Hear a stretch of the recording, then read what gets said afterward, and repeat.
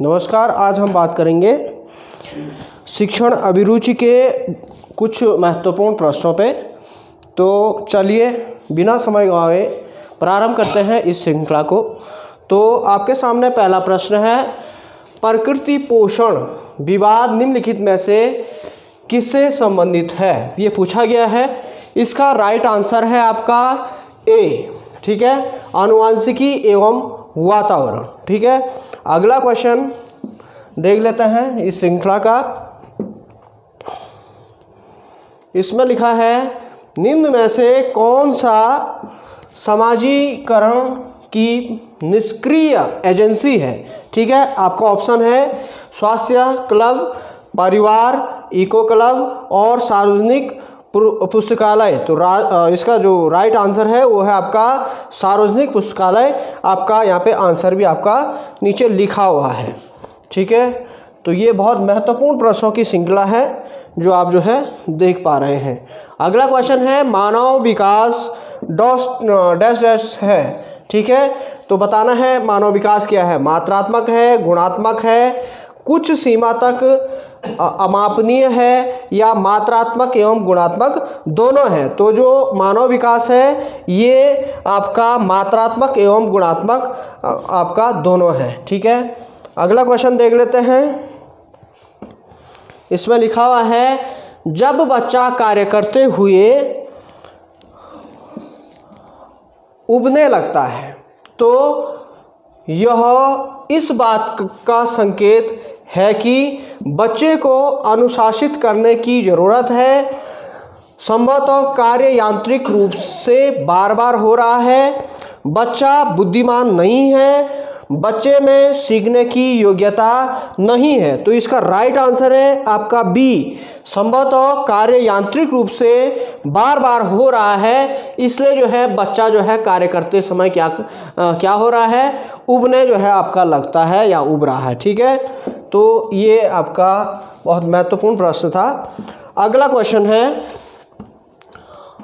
प्रचलित योजनाओं में नई जानकारी जोड़ने को किस नाम से जाना जाता है? तो ऑप्शन है आपके पास समायोजन, साम्य धारण, आत्मसात्करण और संगठन। ठीक है, तो या इसको हम पढ़ सकते हैं आत्मसातीकरण।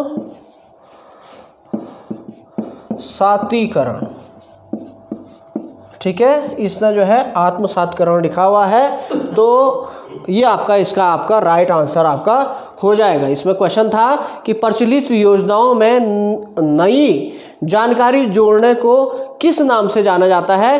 तो आत्मसातीकरण आपका नाम से जो है ये जाना जाता है। अगला क्वेश्चन है, जब बच्चे की दादी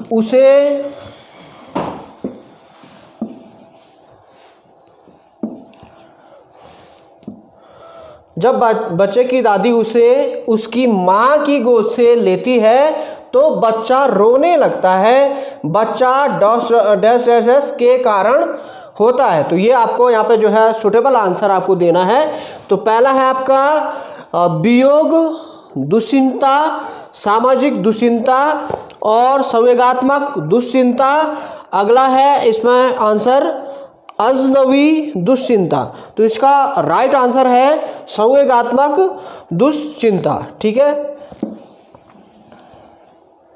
अगला क्वेश्चन ले लेते हैं। क्वेश्चन है, प्रतिभाशाली होने का संकेत नहीं है।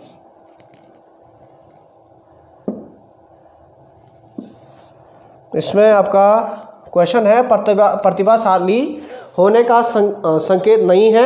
ऑप्शन है दूसरों के साथ झगड़ना, अभिव्यक्ति में नवीनता, जिज्ञासा और चौथा आंसर है आपका सृजनात्मक विचार। तो इसका राइट आंसर है ए, आपका दूसरों के साथ झगड़ना। ठीक है, तो ये प्रतिभाशाली होने का संकेत नहीं है। बाकी अभिव्यक्ति में नवीनता ये प्रतिभाशाली होने का संकेत है, जिज्ञासा प्रतिभाशाली बच्चों में रहती है, सृजनात्मक विचार जो होते हैं ये जो है प्रतिभाशाली बालकों में देखने को मिलते हैं, लेकिन दूसरे के साथ झगड़ना आपका ये जो है प्रतिभाशाली बच्चों की पहचान नहीं है। ठीक है, अगला क्वेश्चन देख लेते हैं। प्रतिभाशाली विद्यार्थी डैश डैश डैश आपको बताना है। तो जो इसमें ऑप्शन पहला है, अपनी आवश्यकताओं को दृढ़तापूर्वक नहीं कह पाते हैं जो प्रतिभाशाली जो विद्यार्थी होते हैं। अगला ऑप्शन है, अपने निर्णयों में आत्मनिर्भर होते हैं। अगला ऑप्शन है, स्वभाव में अंतर्मुखी होते हैं, शिक्षकों से स्वतंत्र होते हैं। तो ये चार जो है ऑप्शन है। तो इसमें जो है आपको बताना है कि जो प्रतिभाशाली विद्यार्थी हैं वे इसका आपका राइट आंसर है, वे जो है अपने निर्णयों में आत्मनिर्भर होते हैं। यानी जो भी वो डिसीजन लेते हैं उसको जो है उस निर्णय को आपका वो सोच समझ करके जो है निर्भर होकर कर जो है प्रतिभाशाली जो है बच्चे होते हैं। क्योंकि जो है आपका बहुत जो है अच्छी बुद्धि लब्धि जो है प्रतिभाशाली बालकों की होती है। ठीक है, हर प्रकार के गुण लगभग जो है प्रतिभाशाली बालकों में देखने को मिलती है। अगला क्वेश्चन देख लेते हैं। इसमें लिखा है कि निम्नलिखित में से कौन सा कौशल संवेगात्मक बुद्धि से संबंधित है। तो ऑप्शन पहला है, याद करना, गतिक परिक्रमण, विचार करना, सहानुभूति देना। तो इसका राइट आंसर हो जाएगा सहानुभूति देना। ये आपका इसका राइट आंसर है। अगला क्वेश्चन देख लेते हैं।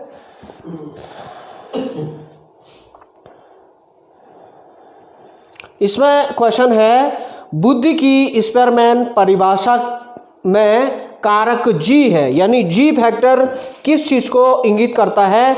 ये आपका स्पेयरमैन का जो आपका आपके जो जी एफ इस प्रकार के एच ऐसे फैक्टर थे। तो जी शब्द को बताना है आपको कि जो है किस ओर संकेत करता है। पहला इसमें ऑप्शन है वैश्विक बुद्धि, बी इसमें ऑप्शन है आनुवांशिक बुद्धि, सी ऑप्शन है उत्पादक बुद्धि और डी ऑप्शन है सामान्य बुद्धि। तो जो इसका राइट आंसर है जी डिनोट करता है आपका सामान्य बुद्धि की ओर। ठीक है, तो बहुत महत्वपूर्ण क्वेश्चन आपका ये था। ठीक है, अगला क्वेश्चन देख लेते हैं। इसमें लिखा है आपका अधिगम में आकलन किस लिए आवश्यक होता है, ये आपको बताना है।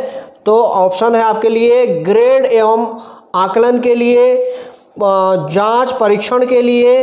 अगला ऑप्शन है प्रेरणा के लिए, पृथक्करण और श्रेणीकरण के उद्देश्य को प्रोत्साहन देने के लिए। तो जो इसका राइट आंसर आपका हो जाएगा वो हो जाएगा आपका प्रेरणा के लिए। ठीक है, आपका क्वेश्चन था अधिगम में आकलन किसके लिए आवश्यक होता है। तो ये प्रेरणा के लिए जो है आपका आवश्यक होता है। अगला क्वेश्चन देख लेते हैं। इसमें लिखा हुआ है सामाजिक अधिगम का सिद्धांत निम्नलिखित में से किस घटक पर बल देता है। तो ऑप्शन है पाठ संशोधन के पर बल देता है, प्रकृति पर बल देता है, पोषण पर बल देता है या अनुकूलन पर बल देता है। तो इसका राइट आंसर हो जाएगा आपका सी पोषण। ठीक है, तो जो आपका सामाजिक अधिगम का जो सिद्धांत है ये जो है आपका पोषण पर आपका बल देता है। अगला क्वेश्चन है,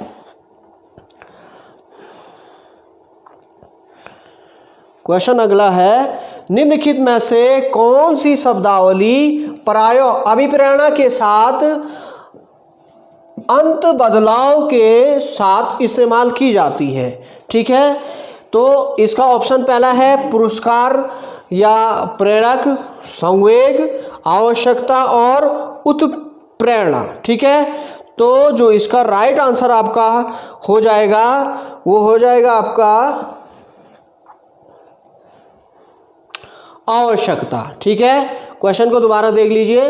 निम्नलिखित में से कौन सी शब्दावली प्रायः अभिप्रेरणा के साथ अंत बदलाव या अंत बदलाव के साथ इस्तेमाल की जाती है। तो इसका राइट आंसर है आपका सी आवश्यकता। ठीक है, अगला क्वेश्चन है आपका बहुबुद्धि के सिद्धांत के संदर्भ में एयरफोर्स पायलट बनने के लिए निम्नलिखित में से कौन सी बुद्धि की आवश्यकता होती है? बहुत महत्वपूर्ण क्वेश्चन ये है। इसका ऑप्शन पहला है अंतरा वैयक्तिक बुद्धि, अंतःवैयक्तिक बुद्धि, भाषिक बुद्धि या गतिक बुद्धि। ठीक है, तो जो इसका राइट आंसर हो जाएगा वो हो जाएगा आपका गतिक बुद्धि। यानी बहुबुद्धि के सिद्धांत के संदर्भ में एयरफोर्स का आपको पायलट बनना है तो इसके लिए जो है हमको आपका गतिक बुद्धि की जो है आपकी आवश्यकता होगी। तो ये डी इसका जो है आपका राइट आंसर आपका हो जाएगा। ठीक है, अगला क्वेश्चन है, जब एक बावर्ची खाना पकाते समय खाना को चखता है तो वह डैश डैश डैश के समान है। किसके समान है? आपका ऑप्शन है आकलन और सीखना। ठीक है, ऑप्शन दूसरा है सीखने का आकलन, ऑप्शन तीसरा है सीखने के लिए आकलन, ऑप्शन चौथा है सीखने के रूप में आकलन। तो इसका राइट आंसर हो जाएगा आकलन और सीखना। ठीक है, अगला क्वेश्चन देख लेते हैं। आगे लिखा हुआ है प्रतिभाशाली विद्यार्थी डैश डैश डैश आपके हैं, तो क्या है ये आपको बताना है। इसका राइट आंसर है अपसारी चिंतक। ठीक है, ऑप्शन थे बहुपरिश्रमी और अभिसारी चिंतक, अपसारी चिंतक, बहुमुखी। ठीक है, तो आपका जो इसका राइट आंसर है वो है आपका अपसारी चिंतक। अगला क्वेश्चन देख लेते हैं। इसमें लिखा है कि निम्नलिखित में से कौन सा सिद्धांत पाठ योजना में शामिल नहीं होता है? तो इसका राइट आंसर है आपका योजना की दृढ़ता। ठीक है, ऑप्शन थे योजना की दृढ़ता, शिक्षार्थियों का ज्ञान, उद्देश्यों की स्पष्टता, शिक्षण का ज्ञान। ठीक है, तो आपका इसका राइट आंसर है योजना की दृढ़ता। अगला क्वेश्चन देख लेते हैं। विकास शुरू होता है, तो बहुत महत्वपूर्ण ये क्वेश्चन है।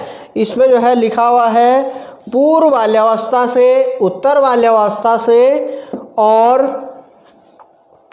प्रसव पूर्व अवस्था से या शैशवावस्था से। तो जो विकास आपका प्रारंभ होता है वो होता है आपका शैशवावस्था से। ठीक है, अगला क्वेश्चन इसमें देख लेते हैं। इसमें लिखा है विकास शुरू होता है, तो ये क्वेश्चन जो है रिपीट हो चुका है। शैशवावस्था कौशल सीखने की पहली अवस्था होती है। अनुकरण, ये भी जो है बहुत बार क्वेश्चन आपका ये पूछा जाता है। तो इसमें लिखा है कि कौशल सीखने की पहली अवस्था होती है। ऑप्शन है यथार्थता, चालाकी, समन्वय और अनुकरण। तो इसका राइट आंसर है आपका अनुकरण। ठीक है, तो ये क्वेश्चन बहुत बार जो है आपका पूछा गया है। अगला क्वेश्चन देख लेते हैं। इसमें लिखा है कि निम्नलिखित में से कौन सा सीखने का क्षेत्र है। ठीक है, तो आपका सीखने का क्षेत्र है, तो आपका इसमें ऑप्शन है व्यावसायिक, आपका पहला ऑप्शन, दूसरा है अनुभविक, तीसरा है भावात्मक, चौथा है आध्यात्मिक। तो आपका राइट आंसर है आपका भावात्मक। अगला क्वेश्चन देख लेते हैं। लिखा है कि निम्नलिखित में से कौन सा सीखने की शैली का एक उदाहरण है। ठीक है, ऑप्शन पहला है चाक्षुष, संग्रहण, तथ्यात्मक और स्पर्श संबंधी। तो इसका राइट आंसर आपका ए हो जाएगा, चाक्षुष। ठीक है, अगला क्वेश्चन देख लेते हैं। इसमें लिखा है कि निम्नलिखित में किसने सबसे पहले बुद्धि परीक्षण का निर्माण किया। तो बहुत बार जो है आपका ये क्वेश्चन आपका पूछा जाता है। ऑप्शन है डेविड वेस्लर, अल्फ्रेड विने, चार्ल्स एडवर्ड स्पीयरमैन, रॉबर्ट स्टैनबर्ग। तो आपका अल्फ्रेड विने जो है आपका इसका राइट आंसर आपका हो जाएगा। तो सीटेट, यूटेट और बड़े एग्जामों में जो है बहुत बार ये क्वेश्चन आपका पूछा गया है और हर साल जो है आपका ये पूछा जाता है। ठीक है, जो आपका बुद्धि परीक्षण का जो सूत्र है वो है आपका MA/CA/100 बुद्धि लब्धि। आगे लिखा होगा बुद्धि लब्धि बराबर MA/CA इंटू आपका 100, यानी मानसिक आय बट्टा वास्तविक आय और जो है इंटू 100, ये आपका बुद्धि लब्धि का आपका सूत्र है। अगला क्वेश्चन है भाषा में अर्थ की सबसे छोटी इकाई है। तो ऑप्शन है आपके पास संकेत, प्रयोग विज्ञान, वाक्य, रूपिम और स्वनिम। तो आपका इसका राइट आंसर है आपका स्वनिम। अगला क्वेश्चन देख लेते हैं, निम्नलिखित में से कौन सा सूक्ष्म गतिक कौशल का उदाहरण है। ठीक है, तो पहला ऑप्शन है आपके पास चढ़ना, दूसरा है फुदकना, तीसरा है दौड़ना और चौथा है लिखना। तो राइट आंसर इसका आपका लिखना हो जाएगा।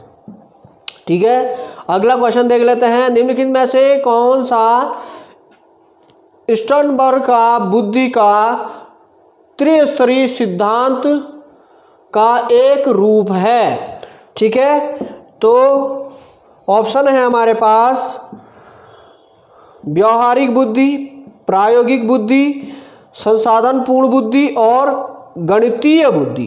तो इसका जो है राइट आंसर जो होगा वो होगा आपका व्यवहारिक बुद्धि। ठीक है, पूछा था स्टर्नबर्ग का बुद्धि का त्रिस्तरीय सिद्धांत का एक रूप है, तो आपका इसका राइट आंसर है व्यवहारिक बुद्धि। तो इस प्रकार जो है ये बहुत महत्वपूर्ण प्रश्नों की श्रृंखला थी साइकोलॉजी की, जो कि LT एग्ज़ाम और CTET, UTET तमाम जगह जो है ये काम आती है। यानी शिक्षा शास्त्र जिसका जो है विषय होगा उनके लिए जो है B.Ed एंट्रेंस हो गया, तो इन तमाम जो है एग्जामिनेशन के लिए आपका ये प्रश्नों की श्रृंखला बहुत महत्वपूर्ण है। आज के लिए नहीं, फिर मिलते हैं नए प्रश्नों की श्रृंखला के साथ नए वीडियो में। तब तक के लिए धन्यवाद।